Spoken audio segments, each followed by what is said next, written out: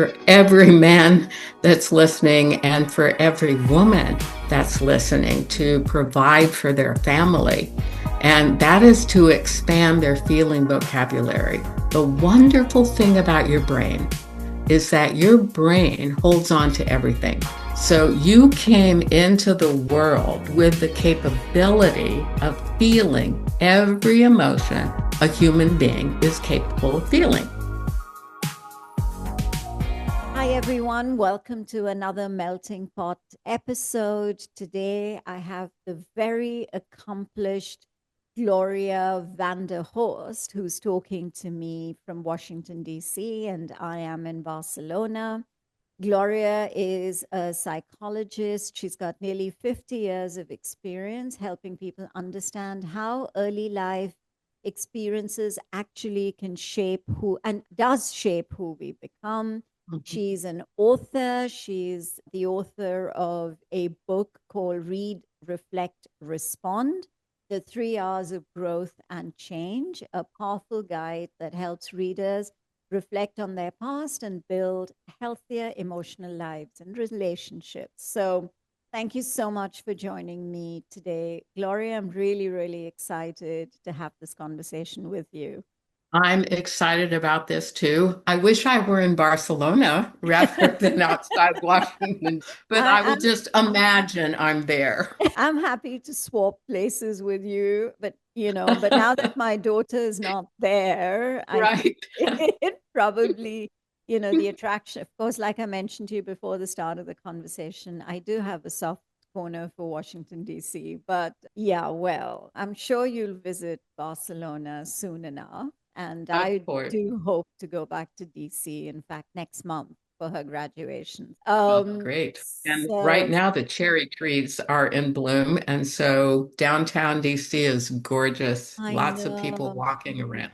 I know, especially along the mall, and Right. yeah, I know. Yeah, it's Beautiful. beautiful this time of the year. I agree. Spring even here is now looking really, it's like literally there's a tree outside my studio and apartment, Mhm.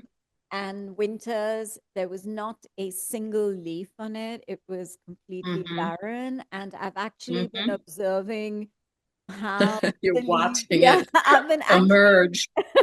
correct. And it's That's just, great. it's fascinating. Yeah, I love it. So let's talk about you, Well, just like people emerge. All just like right. So people. we can present as basically empty sticks as well. Uh-huh. And then the more that we know about our early histories, the more that we open ourselves up, the more that we blossom as well, because your early history really is powerful in influencing your present behavior. And if you don't understand that, then you're going to be limited and restricted. You're going to be barren like that tree. Yeah, that is so true. Yeah, that makes so much sense.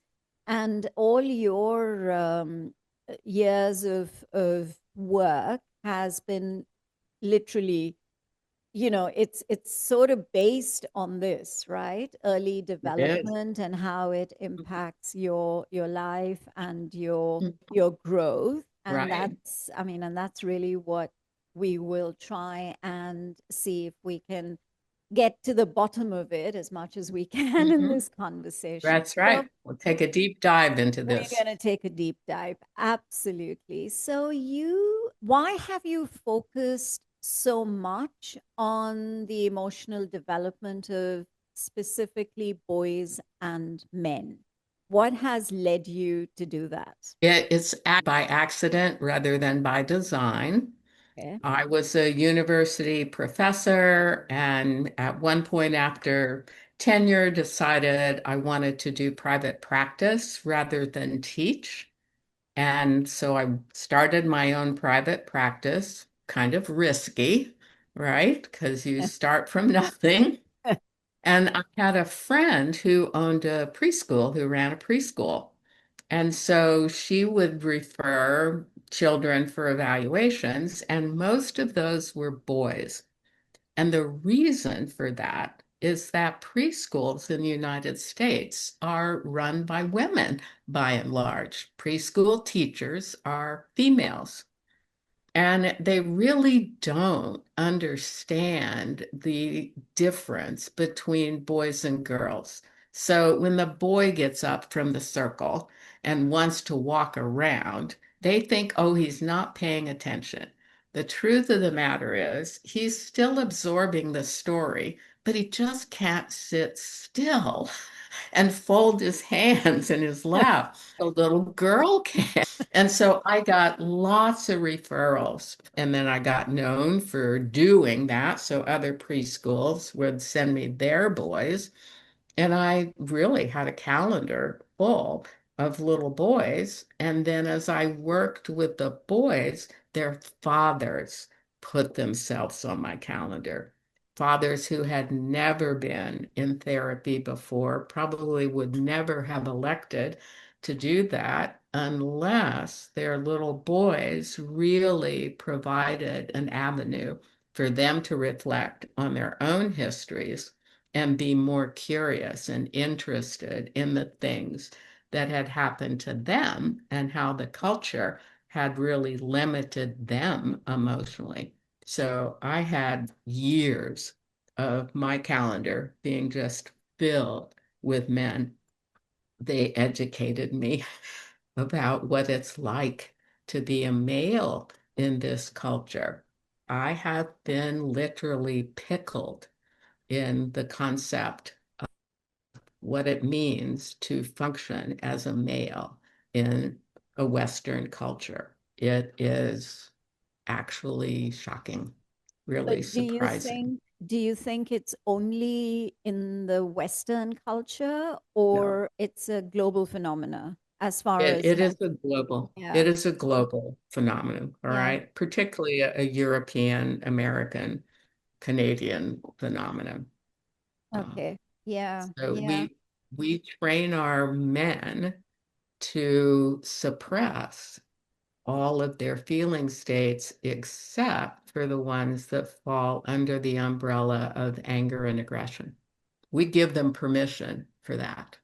In fact, we encourage it. All of the sports activity is about being aggressive and being forward with other people and pushing a basketball person out of the way so that you can make it to the basket, or crashing helmets with somebody on the football field. I mean, our entire culture is really pickled in the theme of aggression and assertiveness for men. And if you're not aggressive or assertive, then you get labeled some pretty nasty labels. All right, you're a sissy, which is a very cruel label to put on a guy. Yeah. Yeah. Um, so is that why you think that, you know, with the men who are parents, who are fathers, they find Hmm. it very difficult to have an emotional connect with their boys. It's more Correct. whatever they have grown up with in terms of, like you mentioned, you have to be outdoors kicking a ball or playing Right. basketball, or, showing yourself physically rather than Mm-hmm. emotionally. So that's what Right. you're saying gets transferred from father to son. How do you think, Absolutely. how do you think, or what are some of the tools that you have worked on in order to, I mean, obviously we can't talk about all of it, Mhm. but some tools which you think are very important for people who are listening in to understand that can be used on a day-to-day basis for boys and also men to be able to Mhm. be better emotional communicators. That's a great question. And I have a super simple answer for every man that's listening and for every woman that's listening to provide for their family. And that is to expand their feeling vocabulary. The wonderful thing about your brain is that your brain holds on to everything. So you came into the world with the capability of feeling every emotion a human being is capable of feeling. We've socialized boys and men to restrict that feeling range significantly, but your brain still has access to all those feelings and can label them easily. So on my website, under the resource tab, there is a feelings sheet. I think it's 3 or 4 pages long. It has 3 or 4 columns of words. I mean, it's got a ton of words. And I tell people, print it out, put one in the kitchen, put one in the area where the family gathers for television or puzzles or playing games, put one in the bedroom so that you have easy access to this feeling list because your brain can quickly identify what you're experiencing. You can't produce it on your own because we've limited your vocabulary, but your brain has never lost information. It can easily access the feelings. So when you're in a situation where you're agitated or you're feeling some distress of some kind, if you run through that list of feeling words, what you're actually experiencing will just leap off the page. It will just hit you right in the face. All right. So you might be finding, I'm demoralized.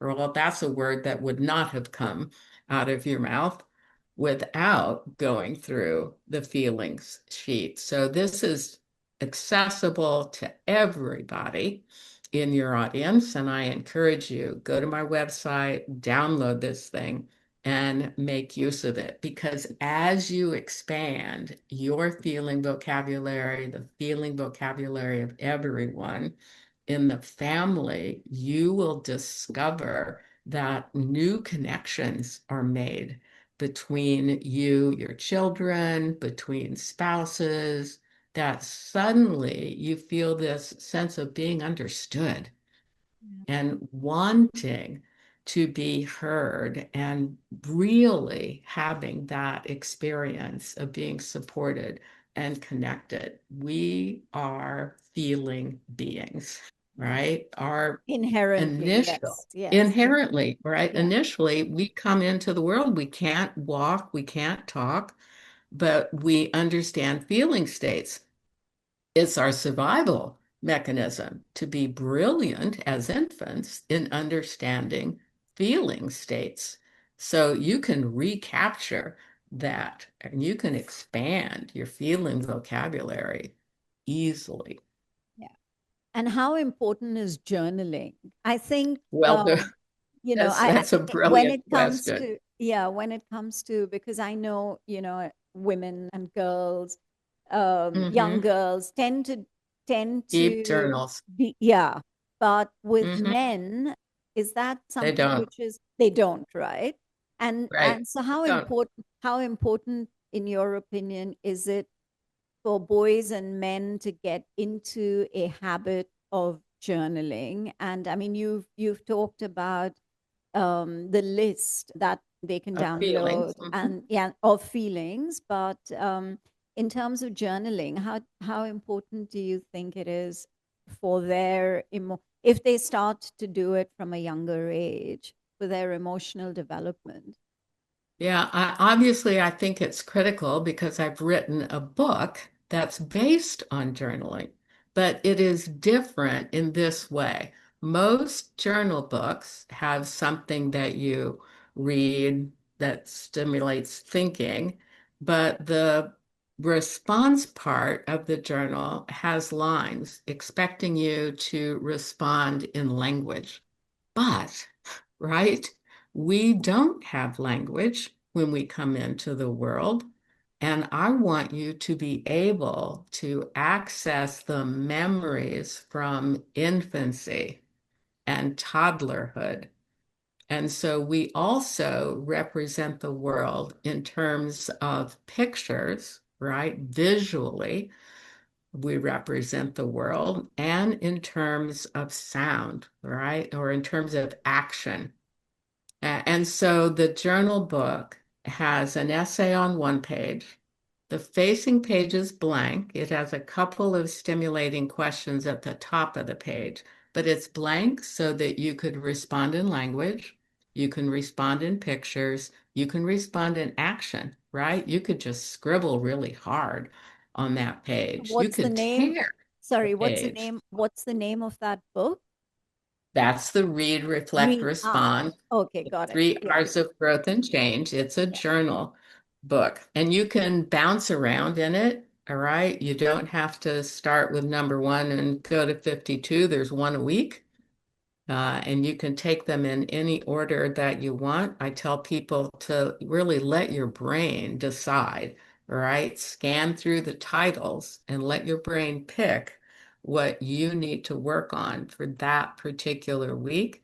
And then spend the week actually engaging with that essay and your responses to it. You will uncover pieces of yourself that have been locked away in your brain, but you can have access to them again. And when you have access to them, there's an incredible change that takes place for you in the present because our history jumps into the present and it really restricts us. It confines us in terms of interactions with others. But once you can appreciate, oh, that's why I don't like to go to parties, right? It's something that was embarrassing for me, let's say when I was 6 or 7 at a big family gathering, and somebody shamed me.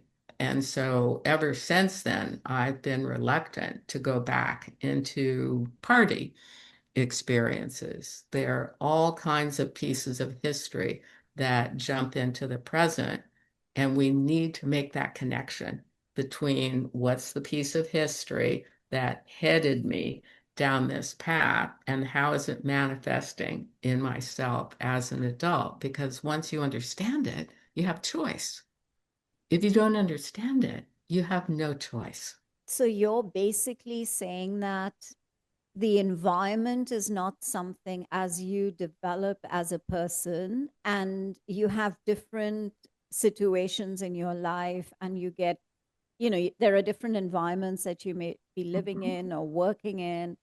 Um, those do not have an impact and those are not really enabling you to change.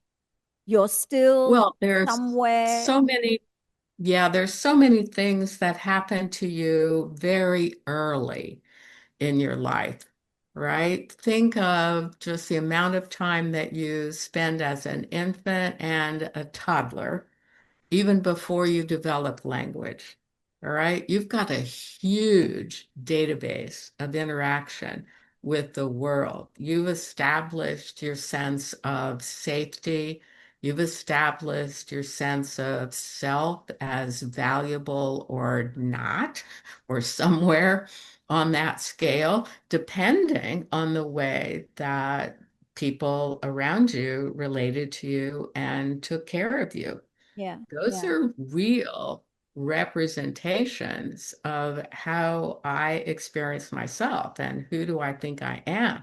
That gets established long before language comes into my life. So you want to take that deep dive into understanding those influences before you started to walk and talk. And then, of course, there are just tons of experiences, traumatic, semi-traumatic after you start to walk and talk. I mean, nobody escapes being embarrassed or shamed, neglected. We all have periods of time when those things happen to us, and they have a strong influence on us.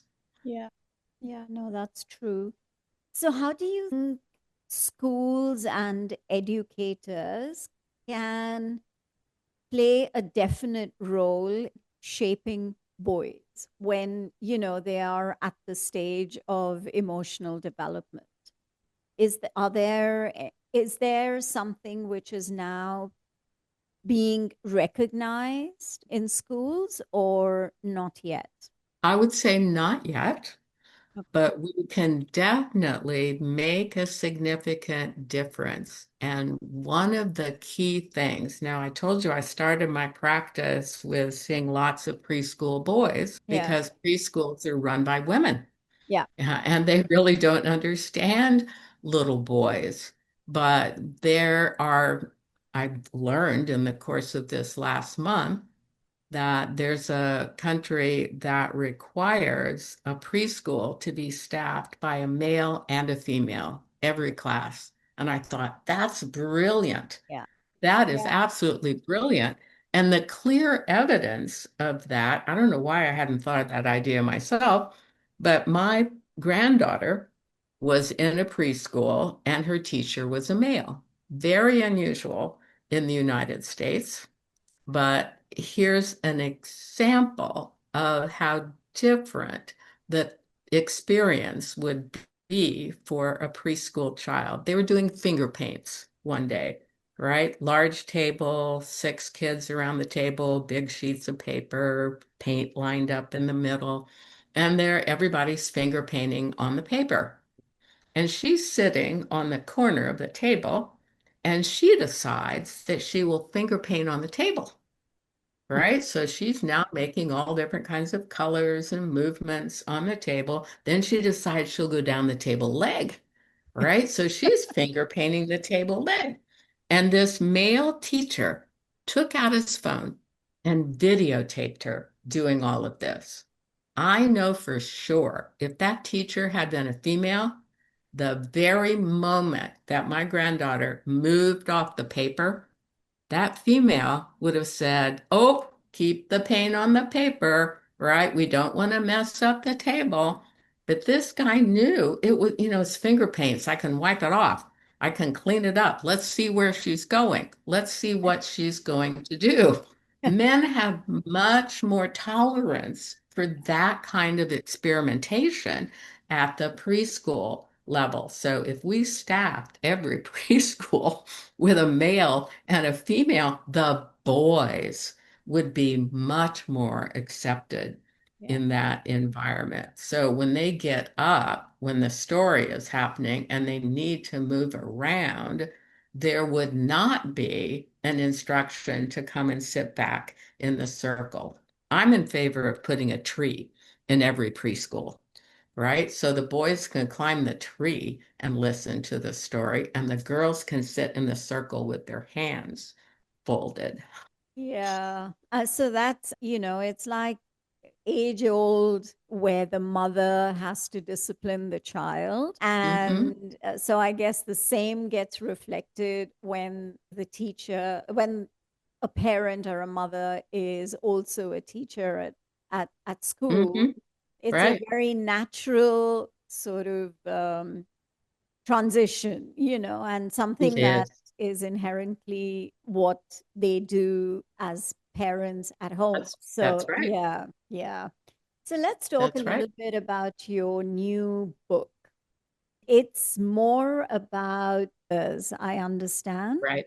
it is. Hmm. And I want to educate fathers on how to relate to their children, both boys and girls, but especially their boys, because so many times the father is only interacting with the son around activities like sports, yeah, right? Let's go shoot hoops, all right? Let's go throw the football. Let me teach you how to be a good golfer, right? All kinds of interactions between fathers and sons are highly focused on training them in certain physical skills, not on emotional interaction with them. So I really want fathers to first be able to expand their own feeling vocabulary. This is like the plane directions, put your mask on first, and then put the mask on the children if Yeah. the plane is a difficulty. So I want fathers to educate themselves, expand their own feeling vocabulary first before they start to educate their boys. But they are the key to helping their sons have access to the full range of emotions. You're a healthier person when you do have access to the full range of emotions. Our men die younger than women, just across the board, right? We know our men are going to die off before we do, and that's because they do not have access to express the full range of feeling states. So they hold those in their bodies, right? They end up with heart attacks and they end up with stomach problems. They end up with all kinds of physical issues because your body holds feelings. Yeah. So Your it's like body bottled stores up. these. Yeah, it's just Yeah, yeah, yeah, yeah. yeah. It's all bottled up. Your body stores these things. They don't just disappear into the ether. Your body stores them. And I would love to be able to educate fathers to expand their own feeling expression and to train their boys that it's human and that it increases their competence if they actually know what their feeling experience is in front of a particular situation. And they should also have the ability to talk to their daughters and be able to share with, because generally the daughters, I mean, they do say, okay, daughters are close to their dads, but when it comes to girls in their developmental stage or when they're teenagers or Mhm. pre whatever, they go through certain changes, as do boys, Absolutely. in terms of their Absolutely. hormones. Mhm. So the dads, so they naturally start to share with their mums, the girls, Mhm. rather than with their dads. Also the ability for fathers to be able to um, understand and have that emotional equation with their That's right. daughters as well, right? So is That's right. that, It's incredibly valuable. It's yeah, incredibly valuable. And once you expand your feeling vocabulary, you will have much more comfort in engaging your daughter. I tell parents when you want to engage a teenager, do one of two things: go out for a walk or take a drive, because both of you will be facing forward in a walk or a drive. Teenagers are much more comfortable if they are not reading your facial expression and your body reactions. You're normally, naturally going to have reactions to what they say. Teenagers are constantly scanning for reactions from the people around them, from their peers, from their teachers, from their parents. So if you want to take a deeper dive into the relationship or the experience of your teenager, do not sit across the table. All right? Position yourself in some way that they're not constantly reading your face, because your face will betray you. correct? It Yeah, just naturally yeah, will. yeah, If the teenager says, I'm thinking of running away, you're going to go, but if you're facing forward, they're not going to get all of that. yeah.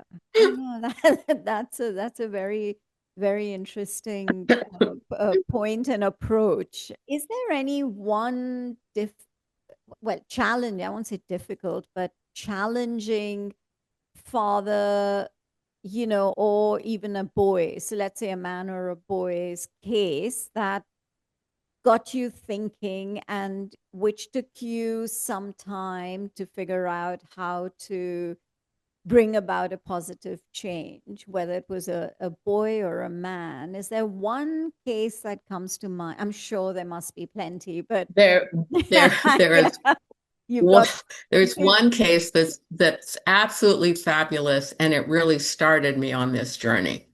I worked with a preschool boy okay, who was in a divorced family situation. The okay, parents had been married for 7 or 8 years before they decided to have a child.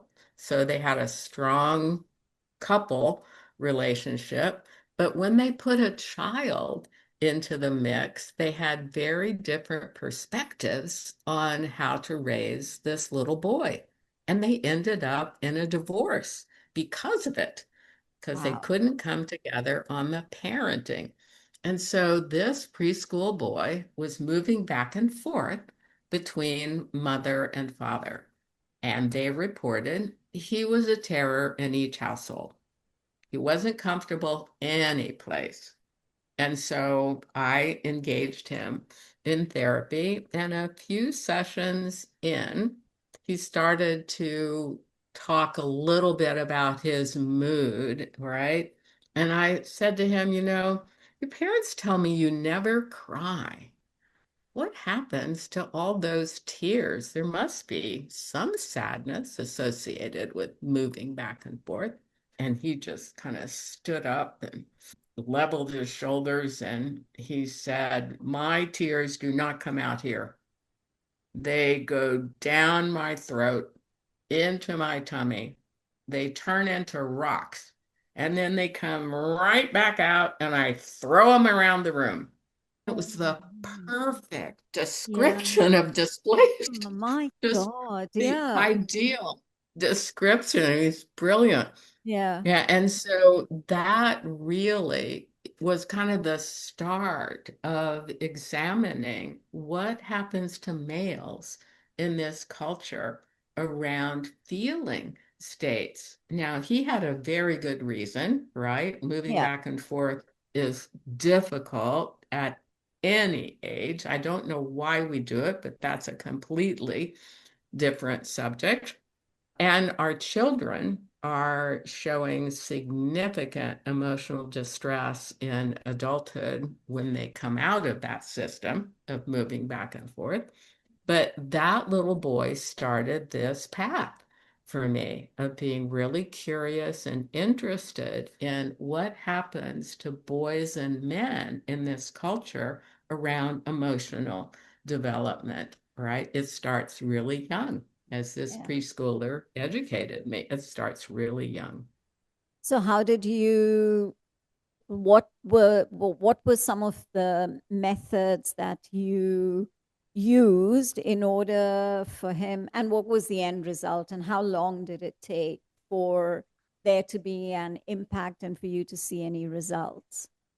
Yeah, it took a while, but we obviously used his process, right? So we got real objects, mainly soft objects, small soft objects that he could experiment with as feeling states that he was holding on to. And then we expanded his feeling vocabulary, right? He had no language for these Mm. feelings because And he'd sorry, been and wallowing. how old was he at the time? He's in preschool, which makes him 5 Five. when we Mm. started work.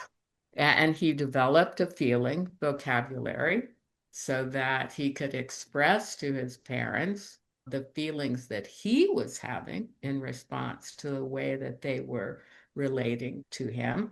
We established rigid times that the two parents would be together with him, right? To take him out for a dinner, to take him to get ice cream together, to take him to the park on Saturdays and spend a couple of hours enjoying him as a team.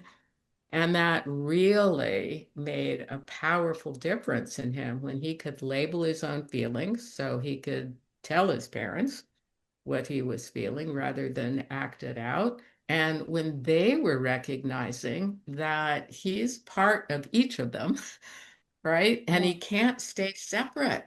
he needs them to come together in some ritualized way Yeah. so that he can experience himself as a whole person and not have to keep splitting himself apart. And how many years ago was this? And how old is he Oh, today? that was a long time ago. That's actually in the very beginning of my work with preschoolers. So that's easily And are 50 years you, ago. have you followed his journey ever since? He's I have probably, not you followed have this not. journey ever since. No. Okay, because it would be Which interesting. is typical of clients. Typically, I don't have that opportunity Right. to Yeah. follow the things. I will get periodic feedback from clients 5, 10 years later of how valuable the work was for them, but it's not something that I can initiate tracking and following. Yeah, no, that makes sense. So, what is the title of your new book? It's not released, it's not published, or not released as yet, No, right? no, it is not. It will be before the end of this year. It is How Not to F Up Being a Father. Okay, that's the title of the book. Okay, Right. got it. Yeah, I'm looking forward to getting hold of a copy when it is eventually released and launched. And I'll let you know. Thank you. Thank you so much. This has been so lovely talking to you, Gloria. And I think it's such an important aspect of human behavior, which is so ignored. And, It and the is. fact that you have created this niche and you're working so closely with, and, you're making the difference. It's very, very important for the message to be right. And Mhm. and I'm happy that you were able to share it with my audience on Melting Pot. And yeah, I think slow and steady. You've mentioned the Mhm. fact that now every preschool, not every, but you have known of some preschools, and in some country you mentioned that it's now become mandatory for a male and a female teacher to be together, and hopefully in other parts of the world and in the US it also becomes a pattern. And the kind of work that you're doing is very important. So if anyone wants to get hold of your book, or that's one, and to get onto your website, if you could just, or social media, if you could just share some of those contacts and connections. Yes, the easiest way to find me is to go to my website, which is wst.com. So it's www.drvanderhorst.com. As I said, you can download the feelings sheet. You can look at examples of different approaches to therapy. You can schedule time to talk with me. All of my writings are on the website. So it's a great resource. The book can be purchased through Amazon if you access Amazon. If you don't, you can walk into any bookstore and they will order it for you. So it's read, reflect, respond, the 3 R's of growth and change, and they will order it any place in the world and it will be shipped directly to you. So get Perfect. yourself a copy and make use of it. Absolutely. Yeah, I think it's very important, and I'm sure there will be a response to it. So thank you once again, Gloria. Thank you for You're being welcome. a part of Melting Pot, and I've really, really enjoyed this conversation with you. I've enjoyed it tremendously. Thank you for the opportunity.